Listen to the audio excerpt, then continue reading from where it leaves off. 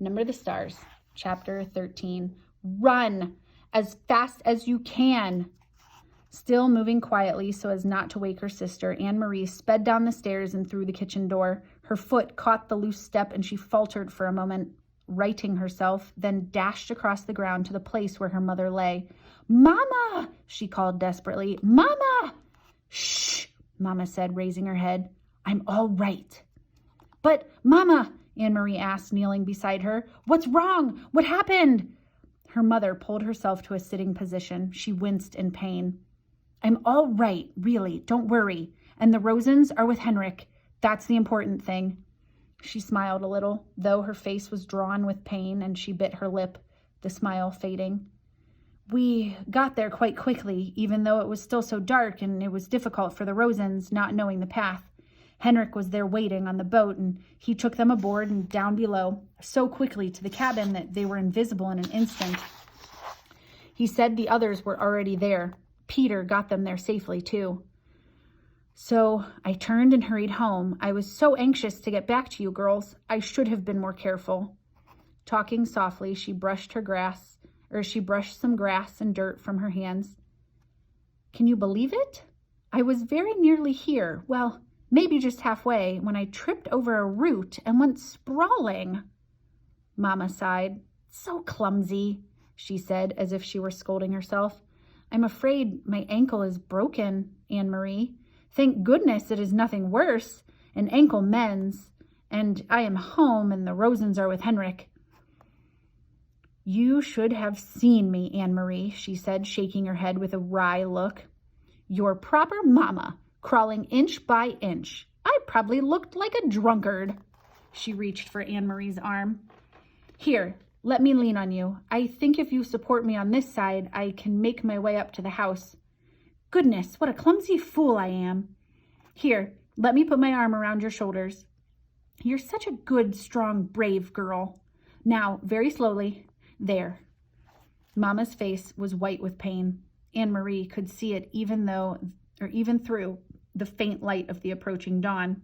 She hobbled, leaning heavily on her daughter, pausing again and again toward the house.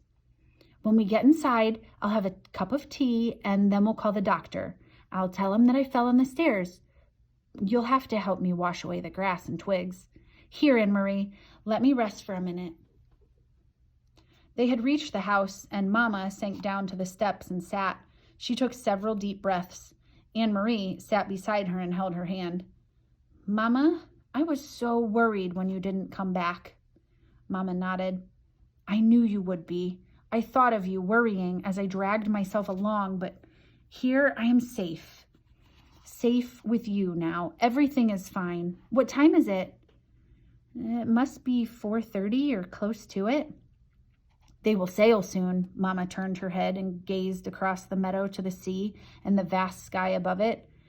There were no stars now, only the gray, pale sky with pinkness at its border. Soon they will be safe, too. Anne-Marie relaxed. She stroked her mother's hand and looked down at the discolored, swollen ankle. "Mama, what is this?"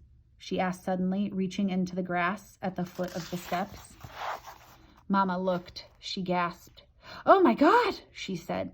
Anne-Marie picked it up. She recognized it now, knew what it was. It was the packet that Peter had given to Mr. Rosen. Mr. Rosen tripped on the step, remember? It must have fallen from his pocket. We'll have to save it and give it back to Peter. Anne-Marie handed it to her mother. "Do you know what it is?" Her mother didn't answer. Her face was stricken. She looked at the path and down at her ankle. "It's important, isn't it, Mama? It was for Uncle Henrik. I remember Peter said it was very important. I heard him tell Mr. Rosen." Her mother tried to stand, but fell back against the steps with a groan. "My God," she murmured again. "It may all have been for nothing." Anne-Marie took the packet from her mother's hand and stood. "I will take it," she said. "I know the way, and it's almost late now. I can run like the wind." Mama spoke quickly, her voice tense. "Anne-Marie, go into the house and get the small basket on the table. Quickly, quickly! Put an apple into it and some cheese. Put this packet underneath. Do you understand? Hurry!" Anne-Marie did instantly as she was told. The packet at the bottom, she covered it with a napkin.